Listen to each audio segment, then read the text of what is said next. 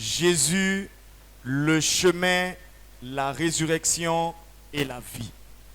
Amen. Il y a même un adage qui nous dit que plusieurs chemins mènent à Rome. Si je veux aller d'un point A à un point B, je vais emprunter un chemin. Premier point, Jésus le chemin. Jean 14, verset 6. Je peux passer par l'aéroport d'Abidjan pour me retrouver à l'aéroport de Roissy-Charles de Gaulle, je serai à Paris. Je peux aussi, pour certaines personnes, prendre la Méditerranée au risque de sa vie. Il prend la Méditerranée, il part et il se retrouve aussi à Paris. Amen. Il y a plusieurs chemins qui peuvent mener à des lieux. Mais, le chemin qui mène d'Abidjan au ciel, la Bible déclare que c'est Jésus-Christ. Le chemin qui mène de Angré au ciel, chez notre Dieu le Père, c'est Jésus-Christ. C'est un chemin unique. La Bible nous dit ici que le chemin pour avoir accès au Père, au royaume des cieux, c'est Jésus. C'est un seul chemin. Amen. Que tu sois à Yamoussoukro, pour avoir accès au royaume des cieux, c'est Jésus. Que tu sois à Bounafla, aux États-Unis, à Londres, partout où tu es sur l'étendue du territoire ou sur l'étendue du monde, pour avoir accès au royaume des cieux, c'est Jésus. Dans un premier point, c'est un chemin qui est unique. Il est le seul chemin. Contrairement à d'autres lieux où on peut emprunter plusieurs chemins. Et ce chemin, il est valable aussi pour toutes les nations. Pour tous les gens, que je sois homme ou femme, ce chemin est valable pour moi. Que je sois anglais, que je sois chinois, je suis Yakuba, je suis Bété, je suis guinéen, je suis Dida. Le chemin Jésus-Christ est valable pour moi pour avoir accès au Père. Certainement, vous avez entendu qu'il y aurait un autre chemin. Mais laissez-moi vous dire ce matin qu'il n'en existe pas d'autre chemin pour avoir accès à Dieu le Père. Le chemin dont je parle ce matin, ce chemin engendre, il produit, il fait naître ceux qui doivent marcher sur le chemin. Jean 1, verset 12 à 13. Mais à ceux qui l'ont reçu, à ceux qui croient en son nom, elle a donné le pouvoir de devenir enfants de Dieu, lesquels sont nés non du sang, ni de la volonté de la chair, ni de la volonté de l'homme,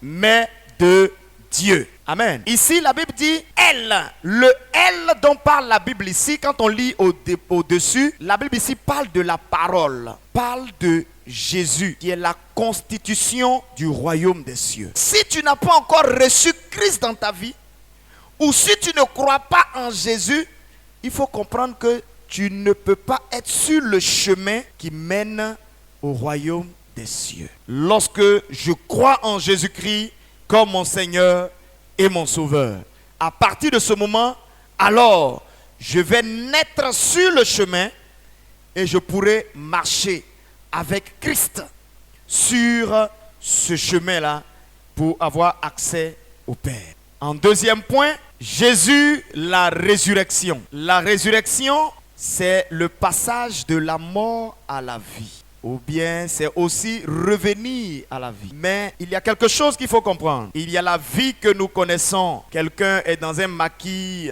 quelqu'un est chez le féticheur. Quand on le voit, il parle, il respire. Amen. Le commun des mortels va dire qu'il vit. Mais la Bible nous dit ici que ce monsieur est mort. Est-ce que je me fais comprendre? C'est-à-dire que si tu respires, si tu marches, tu travailles, amen, tu conduis ta voiture, tu éduques tes enfants, mais que tu ne connais pas Christ, tu es mort. Tu es morte. Pour être sur le chemin, il faut que le Seigneur te ressuscite en Christ. Et pour être ressuscité en Christ, il faut croire au nom de Jésus-Christ de Nazareth. Éphésiens 2, versets 5 à 6. Nous qui étions morts par nos offenses. Amen. C'est-à-dire ici, ceux qui n'avaient pas encore fait la paix avec Jésus. Ceux qui n'avaient pas encore fait la paix avec l'agneau de Dieu. Ceux qui n'avaient pas encore fait la paix avec celui-là même qui a donné sa vie pour eux. Et Paul nous dit ici, il était avec eux. Pour Paul, il servait Dieu. Certainement, il jeûnait, il priait. Mais il allait pour chasser les enfants de Dieu. Mais pour lui, il servait Dieu. Donc plusieurs, pour eux, ils servent Dieu par leur action.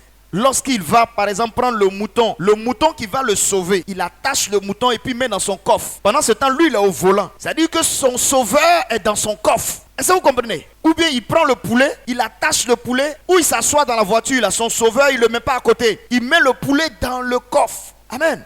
Mais pour lui, il est en train de servir Dieu. Si ce matin, tu n'as pas encore fait la paix avec Christ, écoute-moi très très très bien. Écoute-moi très bien. La Bible nous dit qu'il t'a tant aimé, qu'il a donné son Fils, Jésus-Christ, afin que tu sois sauvé, afin que tu ressuscites comme Christ est ressuscité d'entre les morts. La résurrection, nous les enfants de Dieu, nous avons la seule religion qui parle de la résurrection de notre Sauveur. Nous sommes les seuls qui disons que nous, notre Sauveur là, a été ressuscité. Pour les autres, certainement leurs sauveurs sont morts. Mais nous sommes les seuls. Acclame le roi de gloire Jésus-Christ de Nazareth. Car il est lui-même la résurrection. Tu peux avoir une santé fragile parce que c'est une santé qui est morte. Tu as certainement des diplômes, mais depuis des années, ces diplômes sont dans tes affaires. Quand tu déposes des dossiers, il n'y a rien.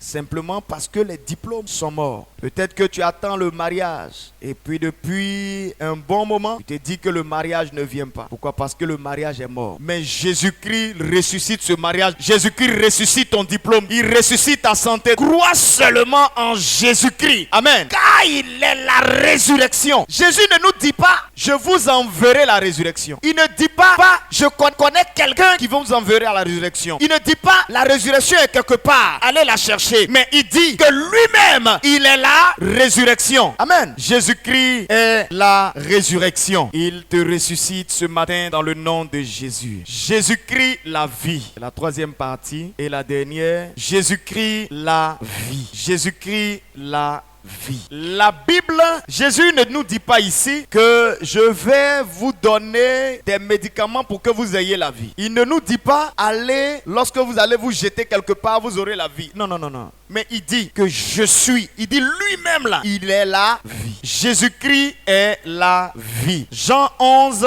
verset 25 à 26. Jésus lui dit, je suis la résurrection et la vie. Amen. Je suis la résurrection et la vie. Celui qui croit en moi vivra même s'il est mort. Et quiconque vit et croit en moi ne mourra jamais. Voici la question. Est-ce que tu crois à ce que Jésus a dit? Il nous dit ici qu'il est la résurrection et la vie. Et il nous dit que même si tu meurs, tu vivras. Amen. Amen. Tout à l'heure, j'ai parlé de ceux qui ne connaissent pas Christ, mais qui sont dans la société. La Bible nous dit qu'ils sont morts. Maintenant, tu connais Christ. Tu l'as reçu comme ton Seigneur et ton Sauveur. Tu as été engendré sur le chemin. Tu as été ressuscité de ta mauvaise vie à la nouvelle vie en Christ. Tu es sur le chemin et à un moment donné, on ne te voit plus parmi nous. La Bible nous dit ici que c'est vrai que nous, on ne te voit plus. Nous, on dit que tu es mort. Mais en réalité, tu vis. Tu vis. Tu seras alors auprès du Père dans